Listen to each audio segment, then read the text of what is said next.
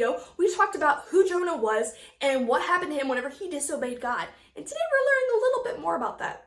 So we talked a little bit about this before, but whenever God tells us something to do, we have to know that it's going to work out for the good. Well, Jonah didn't believe that. He had been told by God to go to Nineveh, and he decided he was going to go in the opposite direction, that he did not want to listen. Well, while he was on the ship, he decided that he was going to sacrifice himself. There's a giant storm going around. The people on the ship are like, this is your fault. You disobeyed God. And he realized that that was what happened. So he decided that instead of letting everyone on the ship die because of the storm, he was going to sacrifice himself. So he threw himself into the ocean. And some of y'all might know what happened next, but some of y'all might not. And it's kind of crazy. So not only was Jonah in the water, and the waves and the wind, they stopped, and he was like, oh, I guess it's over with.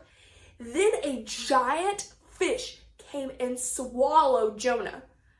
I mean, that's crazy. I don't know how I would personally take that. I don't think that that would be very fun. Maybe some people have some different opinions.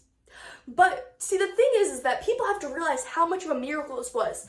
Not only was Jonah alive whenever he was swallowed, but he was able to stay in the belly of that fish for 3 days. You know, we know in real life that if a giant fish swallowed us, the stomach acid alone would kill us. But God protected Jonah in the belly of the fish, and he gave him time to think about what he had done. And in the midst of the belly of the whale, Jonah had time to pray. See, and that's something we can go ahead and take out of this situation, is Jonah was in awful circumstances. He had put himself there, but he was in awful circumstances. He's in the belly of a whale after being in a giant storm. And he didn't know what was going to happen. But he did know that if he prayed and talked to the Lord, that something would get figured out. So not only did he pray and talk to God, but he also asked for forgiveness for trying to flee God's plan for his life. He asked for forgiveness, and in the midst of him praying, God had the fish literally throw him up. So not only does he get swallowed by a fish, but he gets thrown up by a fish. Ugh, that sounds nasty. I don't know if I would like that. So he gets thrown up by the fish, and you'll have to go to the next video to see what happens next.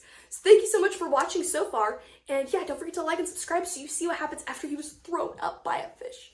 Bye.